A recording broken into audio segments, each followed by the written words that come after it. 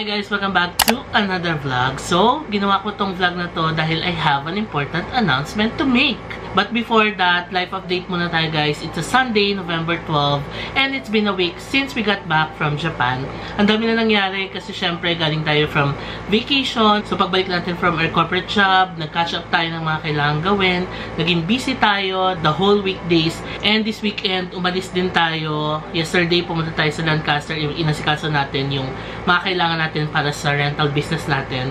But yeah, anyway, that's the life update. Also, tuloy-tuloy pa din ang upload ng ating mga Japan vlogs. Hindi pa tapos ang Japan vlogs natin. In fact, mamaya ang i-upload pa lang is yung bullet train natin to Hiroshima. Mahaba pa yon, ang haba pa nung in-stay natin sa Hiroshima. Bumaba pa tayo ng Fukuoka, so marami pa talaga kayong aabangan na vlogs. So, punta na tayo sa announcement natin guys. I've been thinking lately, kasi sa corporate world, this is the time na magpaplano ka ng mga goals and projects mo for next year.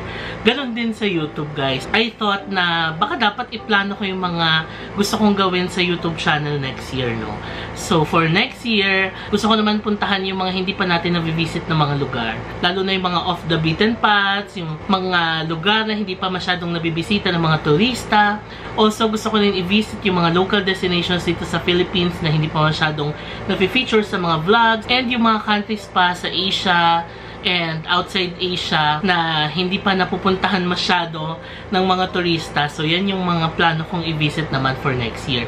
Kasama sa plano ko guys is yung pagpunta sa Sapporo Festival sa Japan, and gusto ko din maka-experience ng cherry blossoms either sa Korea or sa Japan. Lastly guys, isa sa mga gusto kong gawin talaga is to organize a group travel. I've been thinking about this lately kasi ang dami kong nare-receive na messages, comments from you guys na why not mag-organize naman ako ng isang trip na kasama kayong mga subscribers. This is very new to me kasi alam niyo naman guys, solo traveler ako. Sanay ako nagta-travel mag-isa, or kung hindi naman, yung mga kamag-anak ko lang, mga pinsan ko, si Papang, and yung family lang. Pero I've never tried traveling with a total stranger. Actually, not a total stranger because you are part of my family na din, pero traveling with a subscriber. So with this, kailangan ko yung tulong nyo guys, kaya ako gumawa ng short video para makuha ko ang pulso ng bayan, no? So meron tayong survey, ilalagay ko yung link sa description box and sa comment section below, and please sagutan nyo ito guys kung interested din kayong sumama sa group travel for next year. So doon sa survey, it will take you less than 2 minutes lang to answer. Basically, yung mga tanong lang doon is, number 1, saang destinations nyo ba gustong pumunta? Gusto nyo bang pumunta tayo ng Japan, Korea, Indonesia? Gusto nyo ba pumunta tayo ng Greece, Paris, USA, Machu Picchu, Peru? Gusto nyo pumunta tayo ng Dubai? I-select nyo lang dyan sa survey.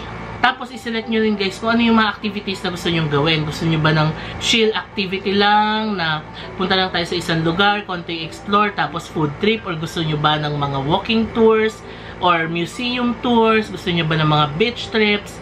Isa-select nyo lang yun doon. And of course, yung budget. I-select nyo din guys, magkano yung budget niyo for the trip na gusto nyo mangyari. And lastly, select nyo din guys kung ano yung preferred travel dates ninyo. Meron doon January, gusto nyo mag-travel tayo ng April, or gusto nyo naman autumn ng November, or winter ng December. Select nyo lang dyan. So after nyo masagutan yung survey na yan, syempre, saka ko titignan ano yung may pinakamataas na boto sa inyo.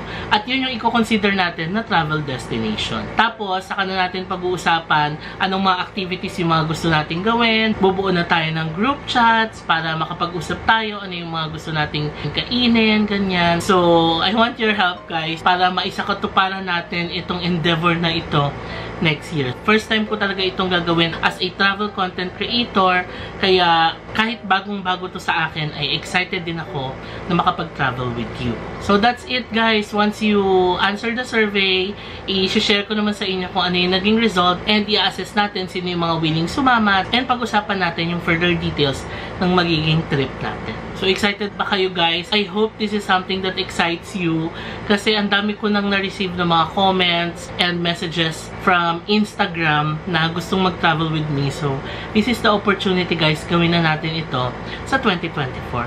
So, that's it for this short vlog. Maraming salamat guys, and I hope marami sa inyo ang sumagot ng survey para makuha din ang puso ng bayan kung saan tayo magta-travel next.